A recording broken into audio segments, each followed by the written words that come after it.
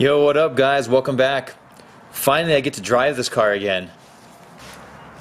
I finally was able to afford that Skunk2 Alpha header. Now I'm going to go ahead and get that put on today. Had you seen my Skunk2 exhaust install video, you guys know I was unhappy with the fitment, so I was kind of waiting until I got the new header in. That way I could take the old header off, same with the test pipe, and then get this exhaust repositioned. I was more concerned with it burning my bumper. That's why I haven't driven this car in the past couple of months. Now the header I chose, in case you didn't see this box, this is the Alpha series and this is the V2. This header is specifically designed to work with that Kraftwerks B series supercharger kit. That way it has more clearance. Now I chose it because I'm putting it on my EF with a stock crossmember. I want to make sure it fits in there with as little amount of trimming as possible on that OEM crossmember. The header comes with a supplied flange in case you're going to bolt it up to whatever test pipe or catalytic converter that you're planning on using on your vehicle.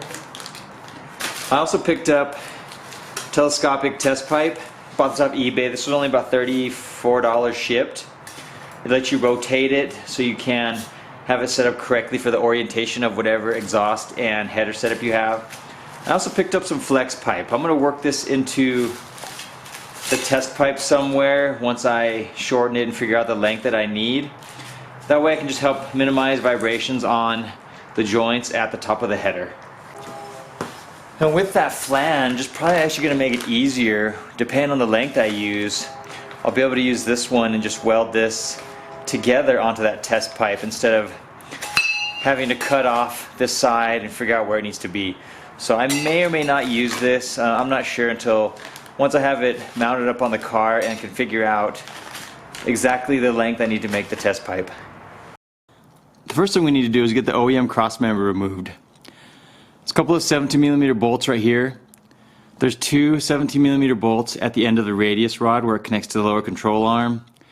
There's also a 17mm nut in the front of it. Now it's up to you how you want to remove it.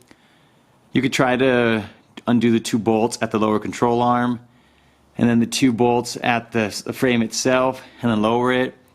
I'm going to remove everything because I think it'll be a lot easier to reinstall. I don't think it'll be easy to get the crossmember up and then trying to slide the radius rods in, then tightening them. It just seems like it'll be a little bit more difficult. So I'm going to remove the radius rods and then remove the crossmember. Here's a look at how far the muffler sticks out. And here's the reason why it sticks out so far. You can see how the exhaust hanger looks like it should be forward about another inch. I think the reason for that is that test pipe with the OEM exhaust manifold. I think it's just a little bit longer than the stock D series exhaust manifold. And this test pipe was made to replicate the original length of the catalytic converter. So I think that's the reason why it sticks back a little further, and the reason for me buying the telescopic one, which I can cut and shorten to length where I can have it fitting perfectly on the car. And now that I have the crossmember removed, I'm just going to go ahead and remove the exhaust manifold, remove the shield, of course remove all of the bolts, and disconnect it at the test pipe. Okay, I got the exhaust manifold removed.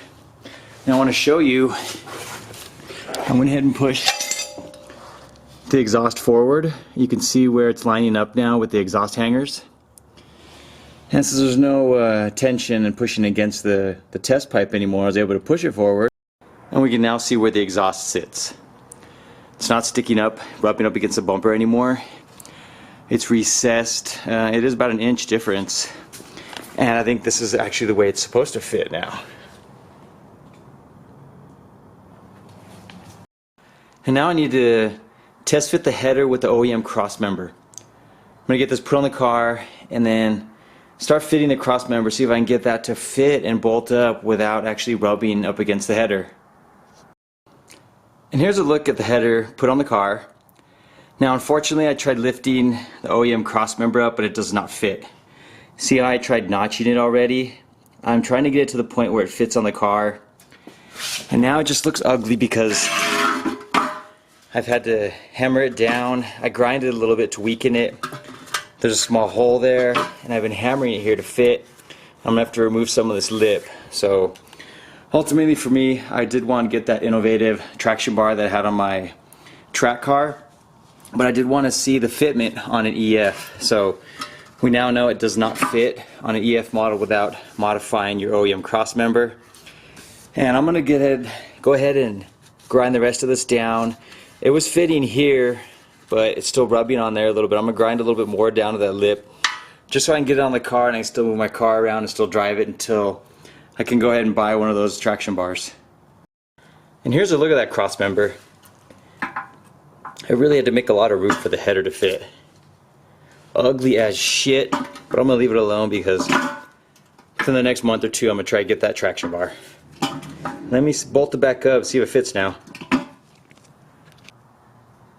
Got all the hardware mounted. I'm using this little Password JDM flush hardware, similar to the one that I had on my 1320 header. And now you can see the room. You can see there's maybe like about 1 millimeter to 2 millimeters of space between the header and the crossmember. So I'm happy with that because it won't rub, and I just don't want to put any damage or any kind of marks on this header. And here's a look underneath where the fitment's tight, but it does fit now. Now here's a look at the difference in length once I took that old test pipe off. That thing has got to be about 4 inches longer with this header and exhaust combination. See how much further it goes? So that test pipe I'll be able to cut, fit to a size that should bolt up perfectly. Now the header, looks like the header sticks a little bit lower than where the exhaust lines up, but of course that we can just pull down from the rubber exhaust hangers. The first thing I'm going to do, I'm going to weld this flex pipe to the front of that exhaust flange.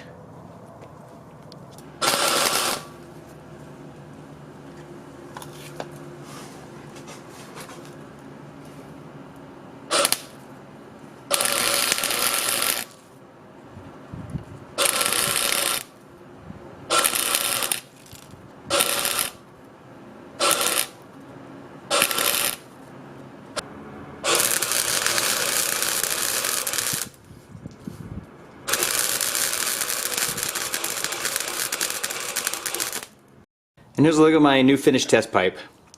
Very simple. Welds aren't that pretty, but you're never going to see it. It's going to be underneath the middle of the car. Will be perfectly functional. I want the flex pipe in there just to avoid any potential damage to the header. And now I have the perfect size to fit with this Skunk2 exhaust and the Alpha header. Let's get this put on and let's get the car started up. And here it is on the car. Fits perfect. The muffler now tucks under the bumper like it should. The exhaust hangers are where they need to be. Header fits decently well in terms of how low it hangs. Let me get a front shot so you can see it a little better. Here's an idea of the clearance. You can see my front lip. You can see just how far it hangs below the cross member. So it's really not too low of a header at all, which is nice.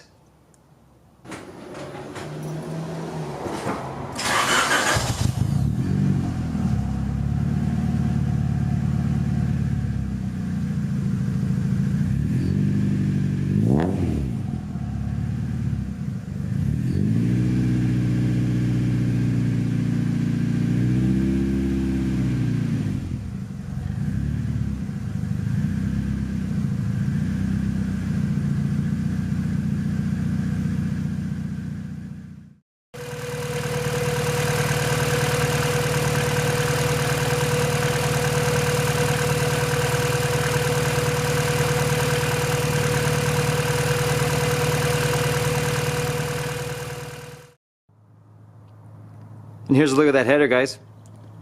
Got it all bolted up, took it for a drive already. It sounds the same, I don't think it sounds much different. Next time I get a chance to get out and drive it, I'll get some flybys of it so we can see if there's a huge difference in noise, but it sounded relatively similar to the way it did before. Hope you guys liked the video. We will see you next time.